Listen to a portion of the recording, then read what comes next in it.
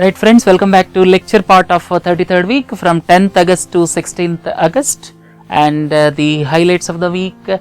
1 year after the promises made on the eve of last Independence Day address in 2014, we are going to take a relook at the successes and failures. Second important point is 125 crore Team India, Sawa Sau Crore Deshwashiyon, the famous tagline of the Prime Minister during the Independence Day address. The next important aspect is Prime Minister's visit to United Arab Emirates, the first by the Prime Minister after 34 years. Trade and Indian diaspora, the main focal points of his visit, the $75 billion infrastructure fund. Aadhaar is not mandatory, it can be optional, says the Supreme Court. If you look at the world events, can peace return to South Sudan, the youngest country in the world, as the deadline for signing the peace treaty ends on 17th of August. Growing insurgency in Egypt. Government came up with strict anti-terrorism laws. Amnesty International expressed its concern. When you look at the economy and banking, Indradhanush, 7-point action plan for public sector banks unveiled by the finance minister. Macroeconomic indices, especially the reduction in consumer price index, reduction in exports, reduction in wholesale price index. What do they signify? China devalues its currency 2 times by 1.9% and around 1.6%. When it comes to sports, Saina Nehwal became the first Indian to win the silver in Badminton World Federation Badminton Championships. Sundar Pichai joined the Select League of Indians like Satya Nadella, Indra Nooyi to head the Google as the Chief Executive Officer. World Biofuel Day observed on 10th August. Right friends, let us look at the events one by one.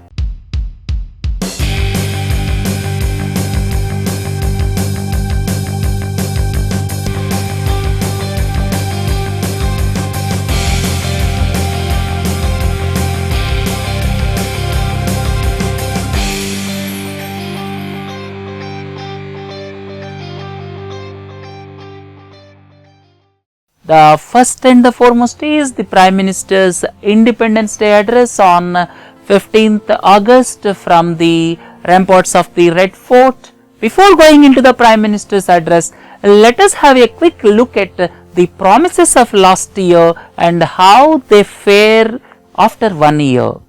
Right? Please look into these aspects.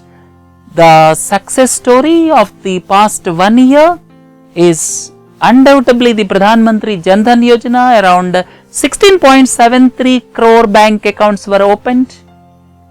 The second success story you can say is the toilets in around 4.2 lakh schools across the country, either rebuilt or new.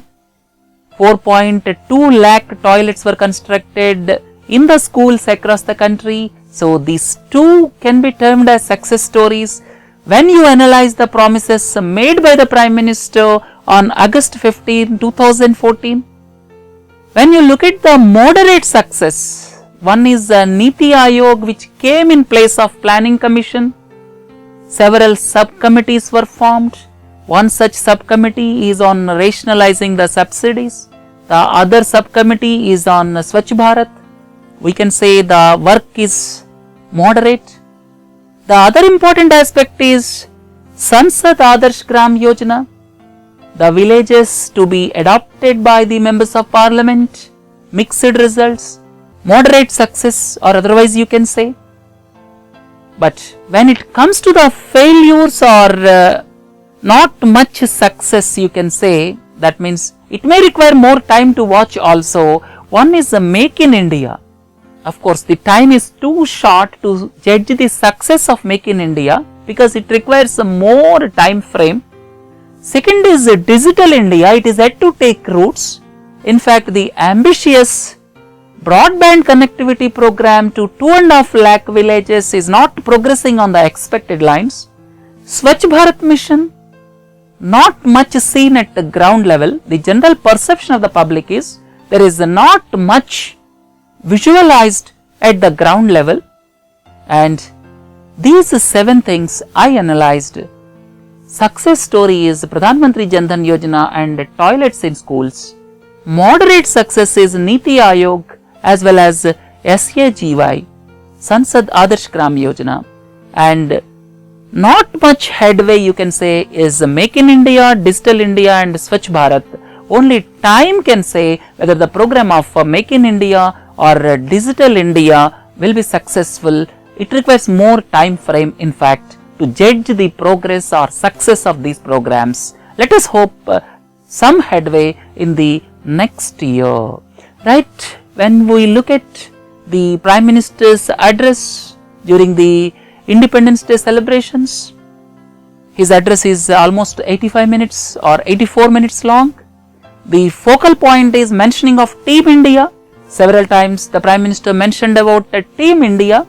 Sawa Sau Karor Deshwashiyom, the phrase of the Prime Minister nowadays.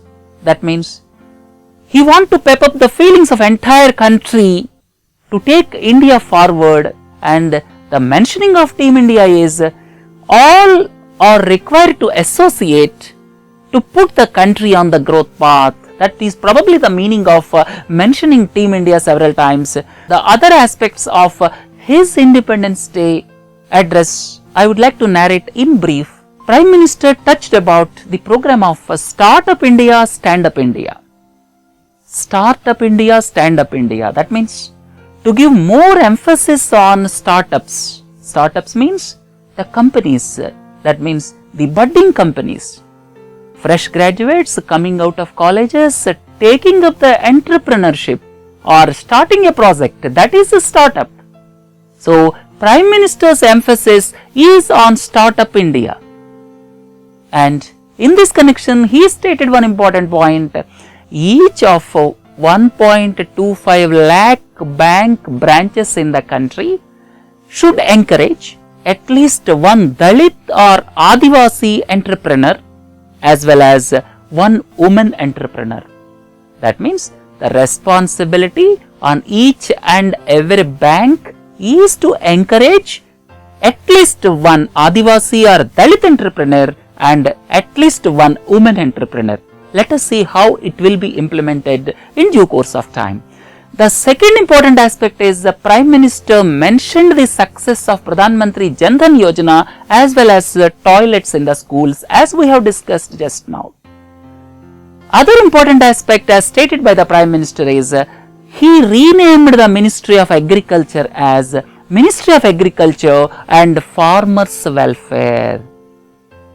Right? And Prime Minister also stated there was no charge of corruption during the past 15 months. These are the salient features of Prime Minister's Independence Day address on 15th August. Right? The next important issue is just after Independence Day, the Prime Minister has taken the tour of 2 days to United Arab Emirates, and before going into the visit details, I would like to narrate what exactly the relation between UAE and India, specifically on economic terms or people to people contact you can say. The first and the foremost is about India. Indira Gandhi visited United Arab Emirates in the year 1981, and after 34 years, Indian Prime Minister visited that country, and the population of that country is around 90 lakhs or close to 95 lakhs, and out of which around 26 lakh people are Indians. That means out of the population of United Arab Emirates, Indian community constitutes roughly 30% or 26 lakhs. The other important aspect is the foreign remittances constitute $13 billion in a year. total foreign remittances by the Indians staying abroad to the country around $70 billion. Out of $70 billion, $13 billion comes from UAE. The other aspect is the country is surplus. That's why it has got $800 billion of sovereign wealth funds. Sovereign wealth funds are maintained by the countries which have fiscal surplus. If you look at India, we always have fiscal deficit. So there is no question of maintaining sovereign wealth funds by India. But UAE is a fiscal surplus country. That's why they are maintaining $800 billion of sovereign wealth funds. So there is a good investment opportunity to be taken up by UAE in a upcoming country like India. Right, friends? The other aspect about India-UAE relation is UAE is the third largest trade partner with India, and the bilateral trade is around $60 billion with India. Right? So these are the features with regard to India and UAE. And if you look at the United Arab Emirates, it consists of 7 emirates. 7 emirates together in the year 1971 formed United Arab Emirates. The capital is Abu Dhabi. You may ask, what are the 7 emirates? Please look into this. They are Abu Dhabi, Dubai, Sharjah, Azman, Al Quwain, Ras Al Khaimah and Fujairah. These 7 are the emirates in United Arab Emirates. The other aspect is Abu Dhabi is the capital of United Arab Emirates, and Abu Dhabi is the largest area wise, and Dubai is most populous. That means population wise Dubai is bigger, area wise Abu Dhabi is bigger. Islam is the religion, and it has got world's 7th largest oil reserves, and it is situated towards the southeast of the Arabian Peninsula. You may ask, what is Arabian Peninsula? Please look into this picture. Arabian Peninsula, what is meant by peninsula? We call peninsula when it is surrounded on 3 sides by water. One side it is surrounded by land, 3 sides it is surrounded by water. That is peninsula. This is in Arabian Peninsula towards the southeast of Arabian Peninsula. Right? So, if you look at Arabian Peninsula, it is quite rich in oil reserves. And this Arabian Peninsula has got 2 important straits. 2 important straits. Straits or the shallow water body connects big water bodies. The width is narrow, depth is normally shallow, that connects to big water bodies. That is a strait. And this Arabian Peninsula, please look into this. It has got 2 important straits. Towards the right side in this picture, please see, that is the Strait of Hormuz. Strait of Hormuz, which connects Persian Gulf with the Gulf of Oman, or you can say Arabian Sea. And around the Persian Gulf, the countries which are rich in oil reserves like United Arab Emirates, Qatar, UAE, Saudi Arabia, Iran, Iraq, they are all situated in this Persian Gulf, and oil is to be shipped out through this Strait of Hormuz. So this Strait of Hormuz is very important. And if you look down, this is Bab al-Mandab. This is another strait. This is Strait of Bab al-Mandab.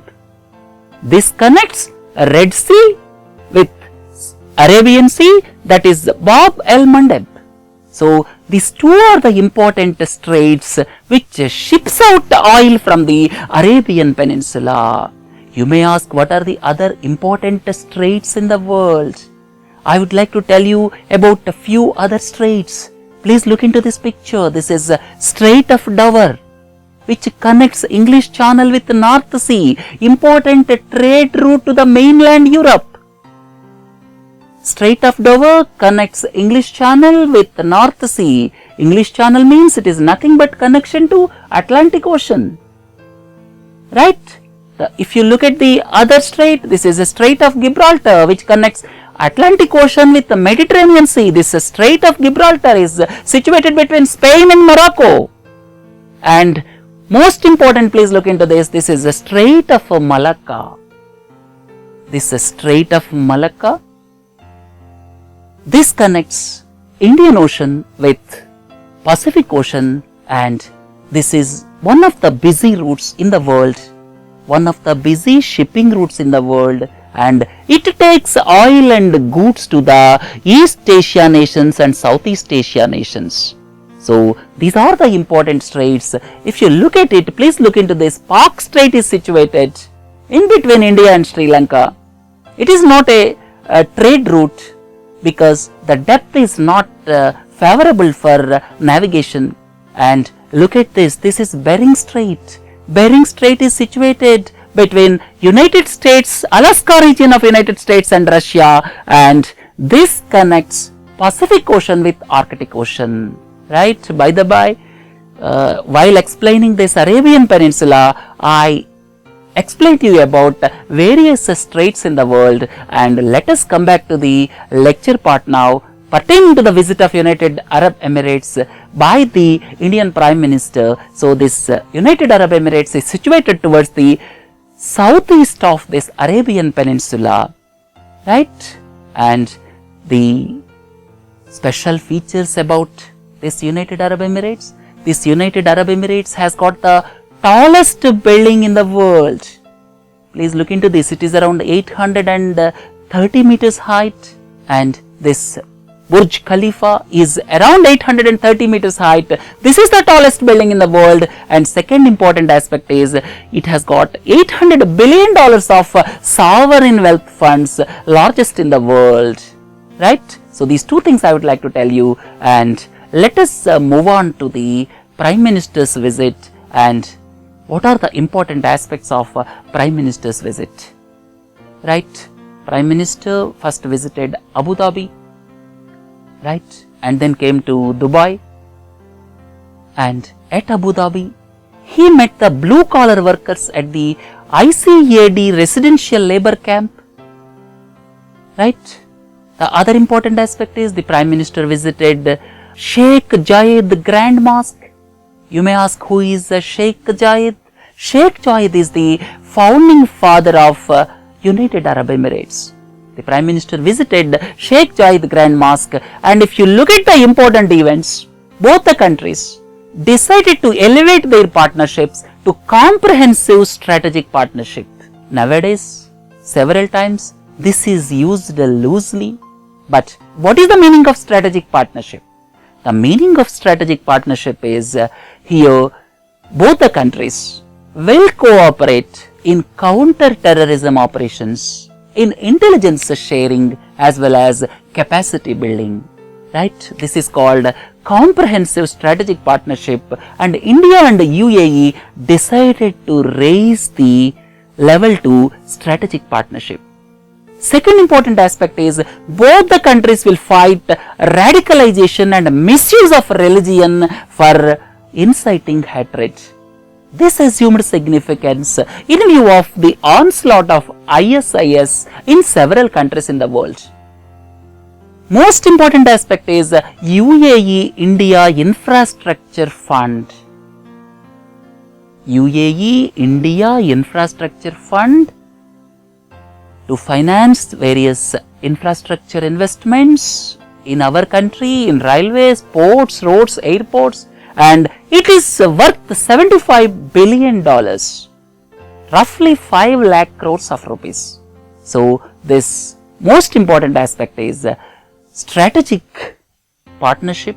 That means both the countries agreed to raise their relationship to comprehensive strategic partnership. Second important aspect is UAE India Infrastructure Fund with a target of $75 billion will be created, right? And Prime Minister also visited the Masdar city. Where is this Masdar city? This Masdar city is just 17 kilometers southeast from Abu Dhabi. It is just 17 kilometers southeast of Abu Dhabi and it is under development.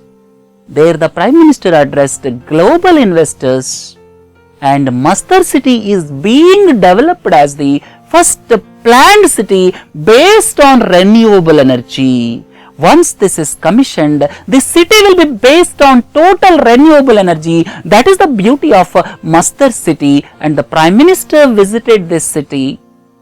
And it is a tip to be the hub for clean tech companies. It is a tip to be the hub for clean tech companies. And please don't forget the headquarters of International Renewable Energy Agency is situated in Masdar city.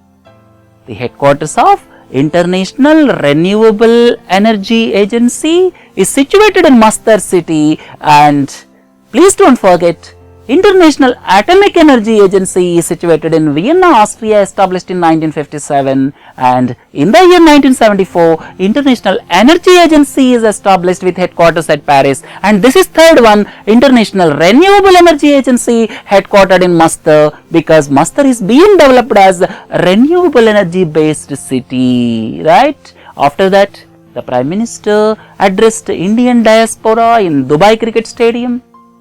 Around 40,000 to 50,000 people attended here, and 2-3 important aspects I will tell you. A welfare fund for Indian diaspora will be set up. A welfare fund will be set up because Indian diaspora, especially blue collar workers, sometimes face difficulties. Second important aspect is the Indian mission in United Arab Emirates has already set up e-migrant portal to help Indian migrant workers. Third point is an online platform was also set up named Madad to help them. So these are the important aspects of address by the Prime Minister at Dubai Cricket Stadium. Around 40,000 to 50,000 attended here. And when you look at the national events, the last event of national events is Aadhaar is not mandatory, it can be optional, says the Supreme Court. Supreme Court categorically stated, Aadhaar is not mandatory for every citizen, it is only optional. Second aspect is, it should not be a condition for obtaining any benefits. That means government cannot say no if you do not have Aadhaar. Government has to give benefits even if the citizen does not have Aadhaar number. Right? And the third important point is, it can be used for PDS schemes, particularly for distribution of food grains and kerosene and LPG distribution. And most important aspect, it stated, when looking into the petitions of intruding into privacy, it referred the matter to 5-judge bench. It referred the matter concerning intrusion into privacy to the 5-judge bench. Right? So, as per the instructions given by Supreme Court, Aadhaar is not mandatory, it is optional. And with regard to the intrusion into privacy, it was referred to 5-judge bench. And it also stated this Aadhaar registration should continue on the conceptual basis, as government had spent a lot of money in developing the infrastructure for giving Aadhaar numbers. And finally, what the Supreme Court stated is, balance of interest should be maintained. Balance of interest should be maintained in giving the unique identity number. That means, if some citizen does not want to become a member of Aadhaar, he should not be forced to.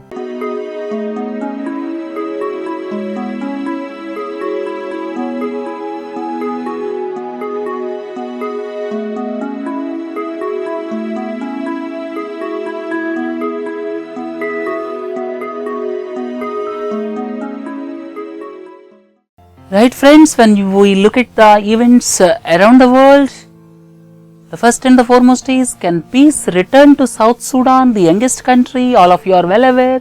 South Sudan is the youngest country, formed in the year 2011, to be specific 9th July 2011.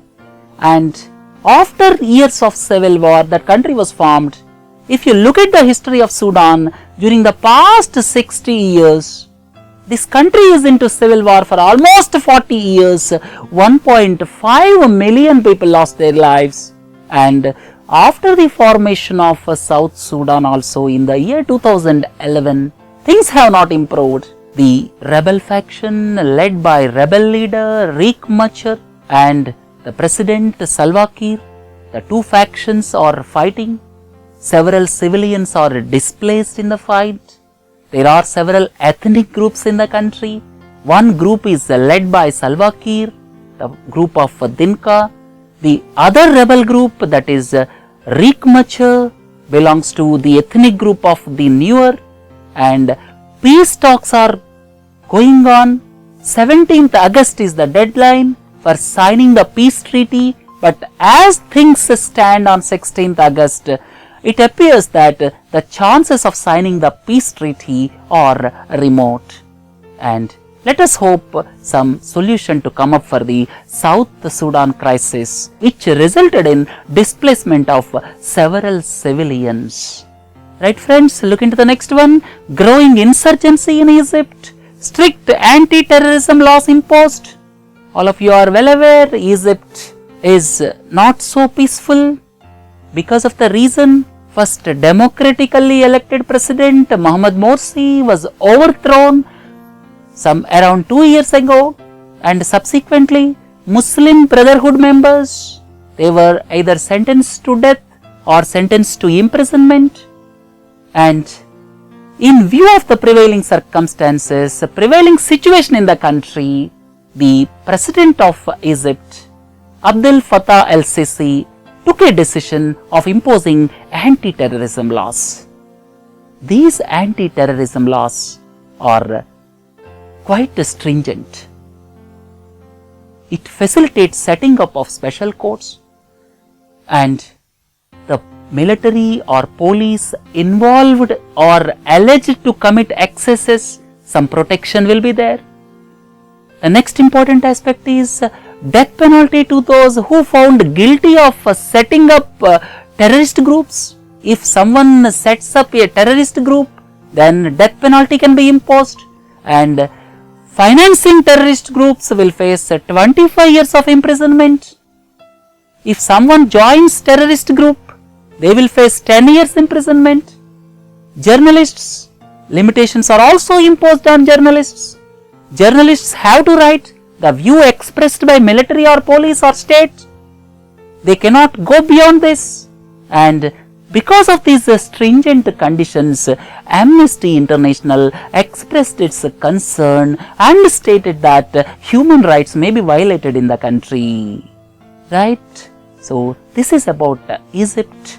Look into the next event of economy and banking.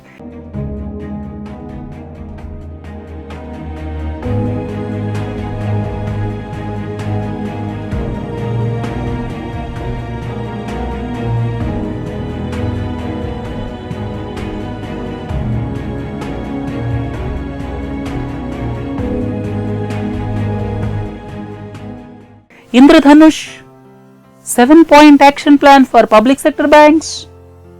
Please don't forget, PJ Nayak gave some revolutionary recommendations last year. Subsequent to the PJ Nayak committee recommendations, now the government announced Indradhanush, or you can say 7-point action plan. What are the problems faced by public sector banks? The biggest problem is bad loans, what you call gross non-performing assets. Second important point is reducing CASA deposits and poor governance practices. Under these circumstances, a 7-point action plan was devised and unveiled by the finance minister. The first and the foremost is appointment of private sector professionals to head public sector banks. Appointment of private sector professionals to head public sector banks so as to improve the governance practices, efficiency. Second thing is Bank Board Bureau to look into the appointments. Bank Board Bureau will start functioning from 1st April 2016. Capitalization of banks to ensure capital adequacy ratio, banks are to be capitalized. Government stated that during the next 4 years, it will give 70,000 crores of rupees, and banks have to bring 1,10,000 crores of rupees from their own resources, but government will capitalize up to the extent of rupees 70,000 crores of rupees. Measures will be taken to bring down the gross NPAs, greater flexibility in hiring the staff, governance reforms during the conclave, that is Gyan Sangam, which is going to be held in the month of January. Strategy will be discussed to have governance reforms. The other important aspect is employee stock ownership plans are proposed for the top management. Performance bonus will be hiked. For the management, employee stock ownership plans and performance bonus so as to improve the operational efficiency. So these are the things enunciated by the finance minister as far as public sector banks working is concerned, and whether this will save the public sector banks, we are going to discuss in the news analysis of this week. Next important aspect, the macroeconomic indices for July 2015. What do they indicate? Let us have a look at the macroeconomic indices. Wholesale price index fell to minus 4.05%. Wholesale price index fell to historic low of minus 4.05%. At the same time, consumer price index fell to 3.78%. This is also historic low. The reduction in consumer price index as well as wholesale price index to their historic lows indicates that there is a case for interest rate cuts by the Reserve Bank of India. Second important point is exports fell by minus 10.3%. 10% fall in exports is not at all good for the Indian economy. This is the consecutive 8th month. So something is to be done on the export front. Index of Industrial Production or IIP grew by 3.8%. And people look at it that this is one of the green shoots that the economy is going to be on the upturn in future. Only time can say. But clearly two things are evident. One is because of the fall in wholesale price index and consumer price index to historic lows, there is a case of reducing the interest rates by RBI. The second important aspect is exports have fallen for the 8th consecutive month, which shows something is to be done by the Indian government on the export front. Look at the next issue. China devalues yuan, their currency, 2 times. Why the Chinese People's Bank or Chinese Central Bank has devalued the currency? Chinese Central Bank devalued the currency 2 times, 1.9% and 1.6%. Normally, devaluation of currency is not resorted to by any country. It is an exceptional measure. But China devalued its currency because of 2-3 reasons. One is its exports have fallen in recent months. Its exports have fallen in recent months so as to give boost to exports. When the currency is devaluated, I am not talking about appreciation, depreciation. Appreciation of currency, depreciation of currency takes place because of the market forces. But devaluation is done by central banks, or you can say the governments. Devaluation of currency is the rare thing, and China devalued it. What are the reasons for it? The first and the foremost is its exports have fallen in recent times. Last month, its exports fell by 8.3%. Negative growth of 8.3% was recorded. And so as to give impetus to exports, it devalued the currency, and economy is also not performing well. It is the lowest growth after 25 years. After 1990, China is recording lowest ever growths.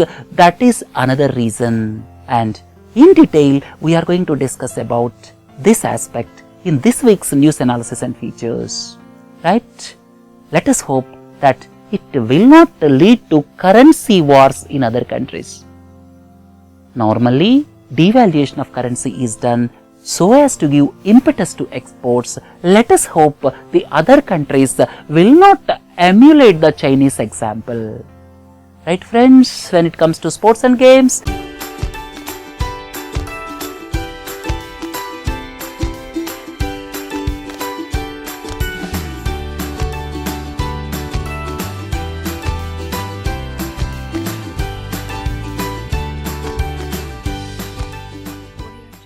Saina Nehwal, first Indian to get silver in Badminton World Federation Badminton Championships.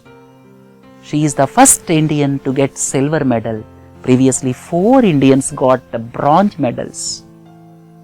Prakash Podukune, PV Sindhu, Gutta Jwala, Ashwini Ponnappa. These 4 Indians previously got bronze medals, but now Saina Nehwal became the first Indian to win the silver medal at the Badminton World Championships, and she entered finals by defeating Indonesia's Lindaveni Fanetri, and in the final she lost to Spain's Carolina Marin. Right? And Carolina Marin defeated the Saina Nehwal by 21-16 and 21-19 in the final. Remaining things I have given in this PPT, please go through it.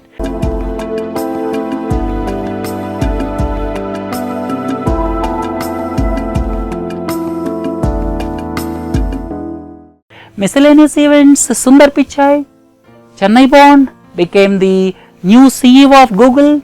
He is born in Chennai, graduated from IIT Kharagpur in Metallurgical and Materials Engineering. Subsequently, he has done MS in Material Sciences from Stanford, MBA from Wharton. He worked with McKinsey Consultancy, world's #1 consultancy. Subsequently, he joined Google in 2004. Now, he became the Chief Executive Officer of Google, and please don't forget, Google now one of the companies under the parent company Alphabet. Recently, Google created parental company headed by Larry Page as its CEO, and Google is one of the companies under the parental company Alphabet, and now Sundar Pichai will head this Google, right? So, if you look at the other Indians who made their mark in recent times, it is Satya Nadella, CEO of Microsoft, born in Hyderabad. Ajay Banga, CEO of MasterCard, born in Pune. If you look at the other Indians, Indra Nooyi, born in Chennai, PepsiCo CEO. Ivan Menezes, Pune born, Diageo CEO. And Shantanu Narayan, Hyderabad born, is the CEO of Adobe Systems. Right? Look into the last event of the week. World Biofuel Day observed on 10th August. World Biofuel Day was observed on 10th August. Aim is to create awareness about non-fossil fuels. Fuels of coal, petroleum, these are all fossil fuels. What are non-fossil fuels? Wind energy, bioenergy, solar energy, right? So, 5% blending of biofuel with each liter of diesel was taken up, and at 4 selected outlets situated in Delhi, Haldia, Visakhapatnam and Vijayawada, the petroleum minister inaugurated them. So, Minister for Petroleum and Natural Gas Dharmendra Pradhan inaugurated the biofuel blended diesel, and at 4 outlets it was inaugurated, and let us hope biofuel to take more traction in the days to come, right? With this, let us conclude the lecture part. Please do join for news analysis and features. We are going to discuss important aspects of the week. Have a nice day. Thank you.